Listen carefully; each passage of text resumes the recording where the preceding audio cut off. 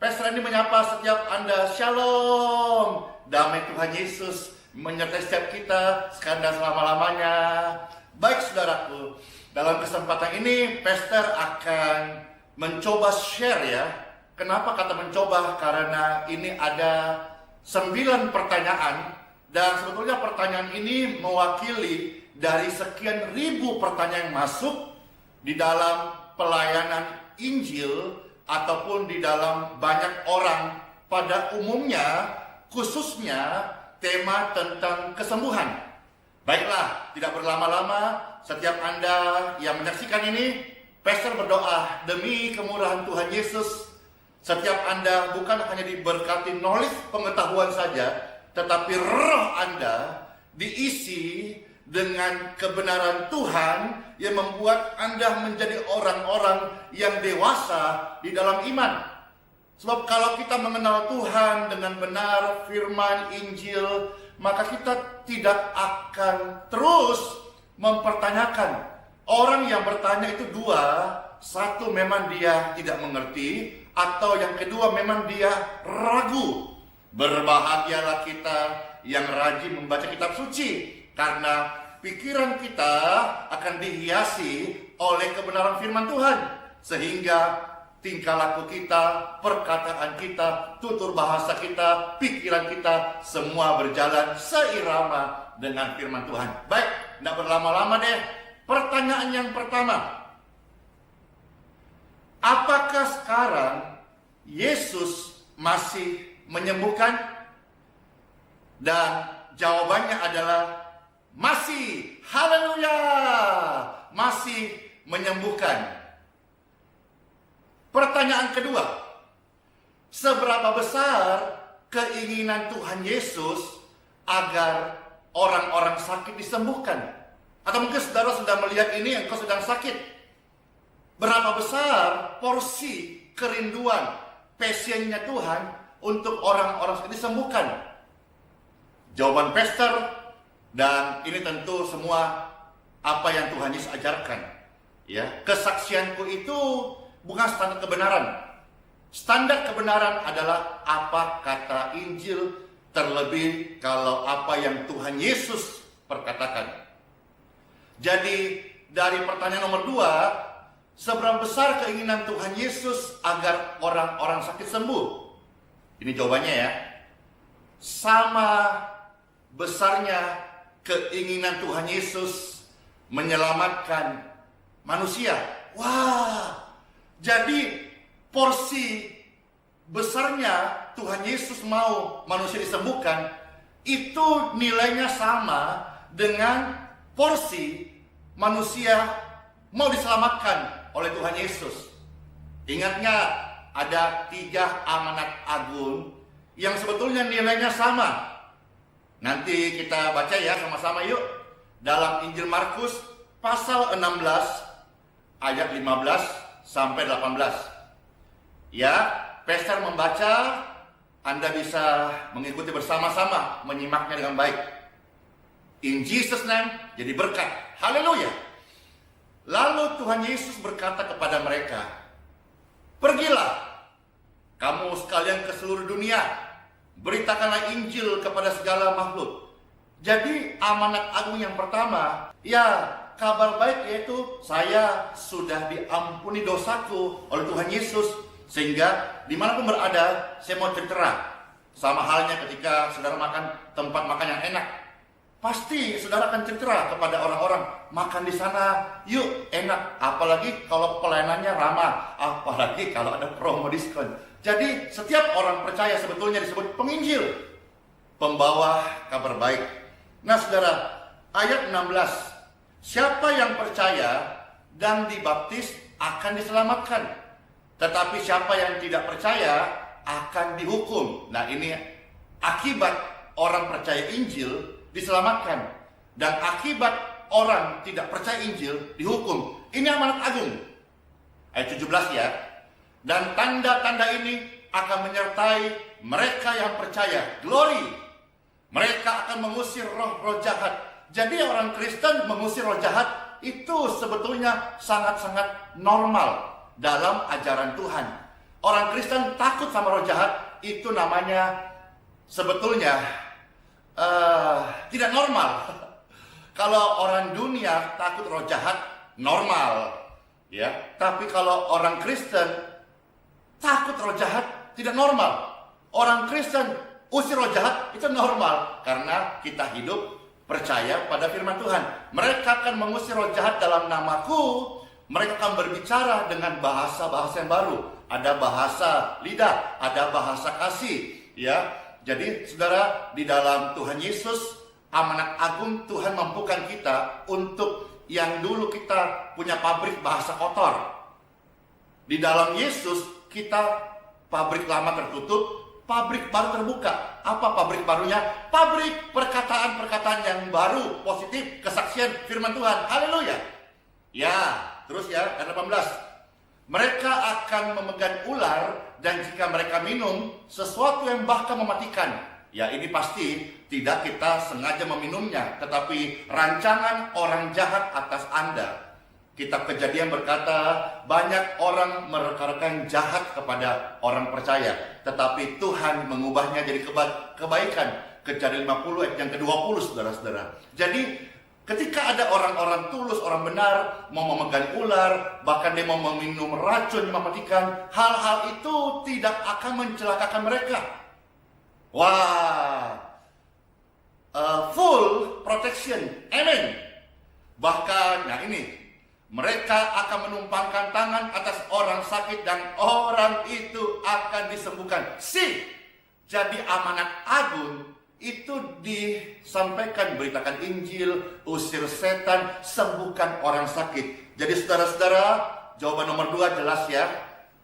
Seberapa besar kerinduan Tuhan menyembuhkan orang sakit, sama nilainya dengan perintah amanat agung. Yang ketiga, maukah Tuhan Yesus menyembuhkan aku? Tentu mau, saudara-saudara. Yes, ya. Terima, Tuhan Yesus mau menyembuhkan Anda. Kalau Anda ragu, Anda banyak pertimbangan, itu bukan dari Tuhan Yesus, itu dari roh kegelapan, roh peragu.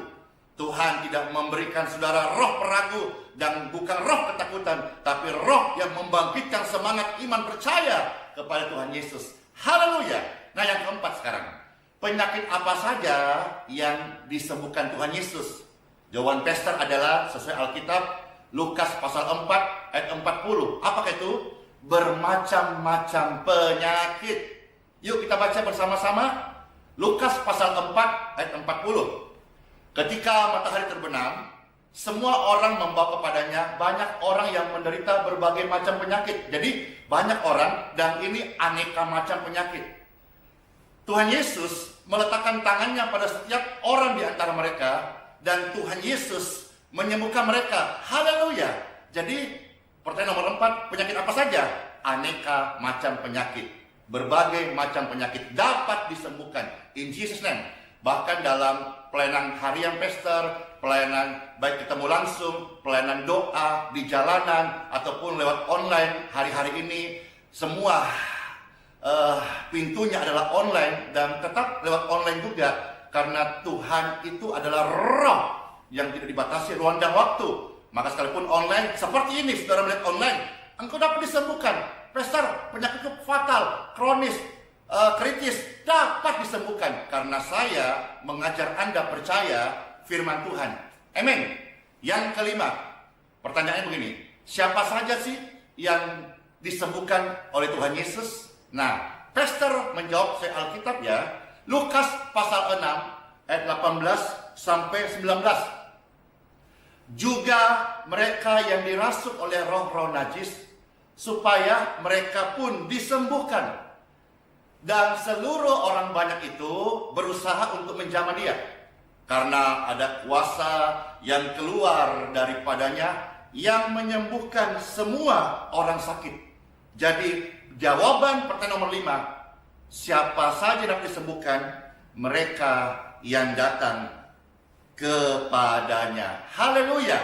Tuhan Yesus berkata bahwa siapapun yang datang kepadaku, ia tidak kutolak, ia tidak kubuang. Semua diterimanya. Bahkan kasih Tuhan Yesus luar biasa loh. Dia angkat kita menjadi anak-anaknya. Kita akan memanggil dia, ya Aba, Bapa, ini aku anakmu, pakailah sesuai dengan rencanamu. Karena rohnya ada di hati Anda dan saya. Haleluya, glory to God. Yang keenam, nah ini pertanyaan yang keenam gini. Mengapa aku masih bisa sakit ya? Maka pastor menjawab, banyak faktor. Bisa capek, bisa terlalu forsil bekerja, bisa karena timbunan lemak kebanyakan sehingga saudara-saudara terjadi penyempitan jantung. Jadi Tuhan Yesus kan pernah berkata bahwa tubuhmu adalah bait Roh Kudus.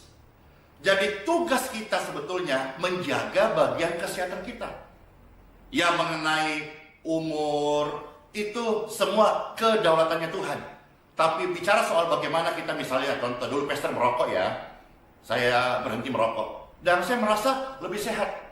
Dulu pastor gendut ya. Saya rasa itu nggak oke untuk pekerjaan Tuhan yang besar. Saya harus setiap hari ada kardio dan puji Tuhan ya, sekalipun masih godek-godek dikit lah, tapi paling tidak lebih proporsional dengan postur tinggi badan 183. Jadi saudara-saudara, mengapa masih bisa sakit? Ya banyak faktor. Tapi kalau kita misalnya sudah jaga kesehatan, sudah rutin olahraga, kita juga jaga makan, proporsional apa yang baik buat tubuh kita. Selebihnya, serahkanlah hidupmu pada Yesus, dialah yang sanggup mengatur hidupmu. Jelas ya, jadi ada bagian kita menjaganya, dan selebihnya Tuhan yang menyempurnakan. Pastor harap jelas ya, ini untuk jawaban pertanyaan ke-6. Nah, yang ke-7, pertanyaan begini. Kapan aku menerima kesembuhan? Jawabannya adalah saat datang pada Tuhan Yesus. Kapan aku sembuh? Saat engkau datang kepada Tuhan Yesus. Kapan itu? Ya, when you come, kapan kamu datang pada Tuhan Yesus, kamu dapat disembuhkan. Nah, namun di sini saudara-saudara kita bisa melihat bahwa Tuhan Yesus juga perlu berdoa. Jadi Injil banyak mencatat ya, kita berdoa supaya tidak jemu-jemu, kita berdoa bertalu-talu, kita berdoa terus secara kontinu. Karena Tuhan Yesus adalah sebuah pola kita bagaimana Tuhan Yesus memiliki kehidupan doa. Di dalam Injil Lukas pasal 5 ayat 15 sampai 16 saudara-saudara, Tuhan Yesus mengajarkan, maka kabar tentang Tuhan Yesus makin tersebar luas sehingga banyak orang datang untuk mendengarkan dia dan untuk disembuhkan olehnya dari penyakit mereka. Haleluya. Ayat 16 ya. Tetapi Tuhan Yesus menyingkir ke tempat-tempat sunyi untuk berdoa. Ini sebuah perenungan yang sangat baik sekali buat kita. Kalau Tuhan Yesus saja, Tuhan Yesus ajaib gak? Wah, dahsyat gak? Wah, penuh kasih gak? Wah, bisa mengampuni? Wah, punya kuasa? Wah. Tetapi yang begitu wah, Tuhan Yesus tidak melewati satu hari pun tanpa hidup dalam doa, tanpa membangun manusia roh, tanpa bersekutu dengan Bapa di surga. Bagaimana dengan Anda? Jadi, kapan aku disembuhkan? Saat engkau datang pada Tuhan Yesus. Tapi ingat, Tuhan Yesus juga berdoa. Ini sebuah teladan yang baik, bahwa berdoalah segala sesuatu dapat terjadi. Amin. Maka hari ini yang menjadi viral ya, doa kesembuhan. Ya tentu ada yang tidak percaya. It's okay, itu bukan area pastor, karena keyakinan hati seseorang itu tidak dapat dipaksakan. Tapi bagi saya belajar satu kata dari Sang Raja. Saya mempercayainya dan saya menaruh seluruh iman saya untuk percaya perkataan Sang Rajaku. Amin. Sekarang pertanyaan ke-8. Wah, 2 lagi nih. Dan pastor selesai dan kita berdoa bersama-sama setelah ini. Pertanyaan ke-8 begini. Bagaimana sikap yang benar sebagai jemaat? Nah ini, jika tidak disembuhkan. Jawabannya adalah, catat ya, tanya kepada Tuhan Yesus. Ada sebuah kisah dalam Yohanes 9, saudara-saudara, ayat 1, 2, dan 3. Ini juga pertanyaan yang sama, kenapa ada anak yang sakit? Dan Injil mencatat Yohanes 9 yang pertama sampai yang ketiga, ketika sedang lewat, Tuhan Yesus melihat seseorang yang buta sejak lahir. Lalu murid-muridnya bertanya kepadanya, "Guru, siapakah yang berdosa? Orang inikah atau orang tuanya sehingga ia dilahirkan buta?" Jadi ini pertanyaan. Lalu Tuhan Yesus menjawab. Jadi kalau saudara bertanya pada Tuhan Yesus dapat menjawab. Amin. Maka saudara jangan sungkan-sungkan bertanya.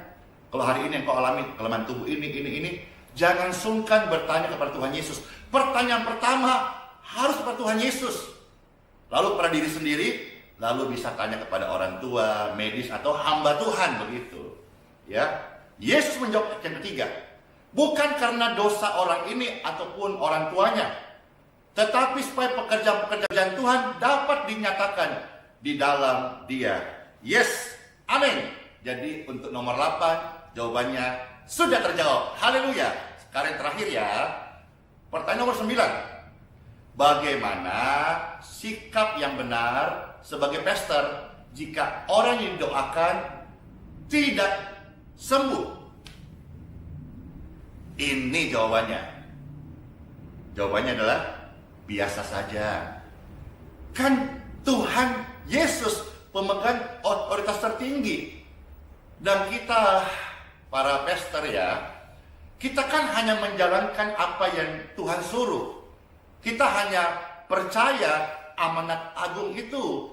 Seumpama ada seorang majikan menyuruh bawahannya pergi belanja ke supermarket, tapi bawahannya hanya dikasih kertas menu-menu yang dibelanja, tetapi dia tidak diberikan uang untuk membeli belanjaan tersebut.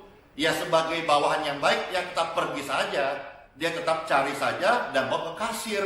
Ketika sampai di kasir, untuk membayarnya, dia akan menjawab, saya tidak diberi uang. Maka dia tidak memiliki daya untuk membayar. Dan tentu ketika dia balik, majikannya tidak bisa menuntutnya untuk bertanya, mana itu makanan. Karena hanya menyuruh tanpa membekali dengan uang. Saudara-saudara, namun yang Injil catat, tidak demikian. Tuhan tidak membiarkan kita yatim piatu. Tuhan sebelum naik ke surga, dia mengutus Roh Kudus, Parakletos kepada setiap orang percaya. Engkau tidak dibiarkan berjalan telanjang atau berjalan kosong, berjalan tanpa kuasa. Tidak, Tuhan Yesus memberi engkau kuasa. Injil mencatat kisahnya seperti ini. Dalam Injil Matius ya, 25 ayat 14. Pastor baca ya. Sebab kerajaan surga itu sama seperti seseorang yang bepergian jauh. Dia memanggil hamba-hambanya dan menyerahkan kepada mereka apa yang menjadi miliknya. Jadi saudara, Injil mencatat tidak seperti ilustrasi tadi. Kalau ilustrasi tadi berkata seorang majikan menyuruh bawahan pergi belanja dan akhirnya tidak punya uang untuk membayarnya. Tapi Injil mencatat ketika majikan yang kaya akan pergi, dia menyerahkan saudara kepada mereka apa yang menjadi miliknya. Jadi Tuhan mempercayakan Anda kuasanya. Jadi kalau sampai tidak sembuh ya, bagi pastor tidak ada masalah. Karena kita seumpama bawahan yang hanya menjalankan perintah dari atasan kita, yaitu Tuhan Yesus Kristus. Begini, jadi kesimpulan pastor untuk pertanyaan ini adalah, jadilah setia menunaikan tugas panggilan pelayanan yang diberikan oleh Tuhan kita, supaya kita beroleh upah yang dijanjikan sesuai dengan Injil Matius 25 ayat 20 sampai 21. Pastor baca ya, ini ayat yang closing statement, lalu kita akan berdoa. Hamba yang telah menerima 5 talenta mendekati tuannya dengan membawa 5 talenta lain dan berkata, Tuan, 5 talenta telah engkau serahkan kepadaku. Lihatlah, dengannya aku telah menghasilkan 5 talenta lain. Ini Pastor mengundang Anda untuk betul-betul setia di dalam panggilan Anda. Sudah, nggak usah banyak mau cari benar salah. Nggak usah kita hanya pikir mengkritisi. Hakim yang adil itu Bapa di surga. Dia nanti yang akan menjadi hakim. Dan kita semua ini akan berdiri di depan tahta pengadilan Kristus sendiri. 21 ya. Kata tuannya kepadanya, bagus sekali, hai hamba yang baik dan setia. Atas perkara kecil, engkau telah setia. Pastor mau dan mengajak setiap Anda yang ada di dalam tayangan ini, jadilah setia. Maka Tuhan Yesus berkata, aku akan mempercayakan kepadamu perkara yang besar. Masuklah ke dalam sukacita Tuhanmu. Glory to God. Time for healing. Tempat di mana suara doa terdengar. Video ini ada. Dan mereka percaya kepada Tuhan. Mereka mengangkat tangan. Hadirat Tuhan yang suci, yang kudus mengalir saat ini. Di dalam nama Bapa, Putra dan Roh Kudus, dalam nama Tuhan Yesus Kristus, aliran kesembuhan mengalir atas setiap penyakit yang ada atas tubuh mereka. You ready for your healing?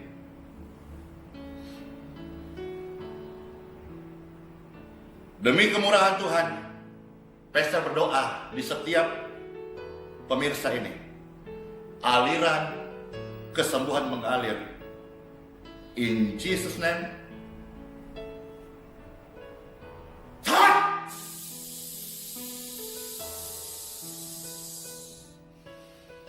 Be healed, be free, and be clear. Amen. Anda pasti merasakan kuasa, kasih, dan kesembuhan Tuhan pada tubuh Anda saat Anda mengikuti doa tadi. Puji Tuhan. Ini yang bisa Pastor share, kiranya jadi berkat. Ingat, setialah kepada Tuhan Yesus Kristus. Baik, Immanuel, Shalom, rahmat Tuhan menyertai setiap kita karena selama-lamanya. Bless you. Halo Bu, kenapa Bu? Iya, saya ini sekali diangkat tidak bisa. Oke, ya kita coba. Dengan lutut saya. Ibu ini nggak bisa angkat tangannya ya. Ayo, ikuti saya. Angkat, naik, terus. Oke, naik. Lebih tinggi. Lebih tinggi.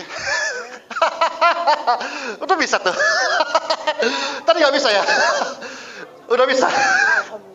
Bisa. Oh tadi apa? Alhamdulillah.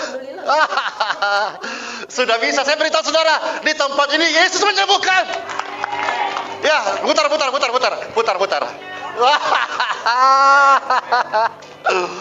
Oke, lutut ya. Oke. In Jesus, bagian sini ya. In Jesus name.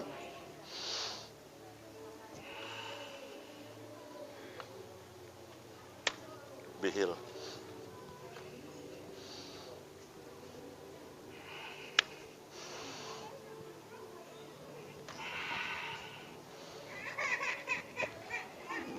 Oke, boleh, Esel gue.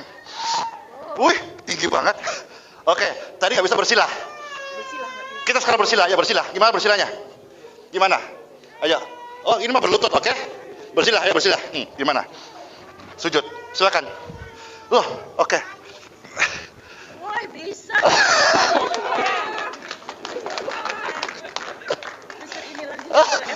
Makasih, Mike. Udah bisa? Bisa. Tadi nggak bisa? Yang mana lagi? Ini. Oh, ini lagi, satu lagi. Baik, satu lagi ya. Bonus 3 ini. Kenapa? Ya, habis lumpuh saya. Lumpuh. Oke.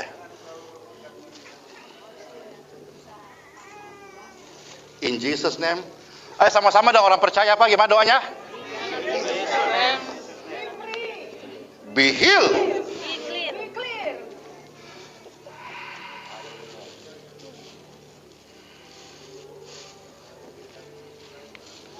Oke.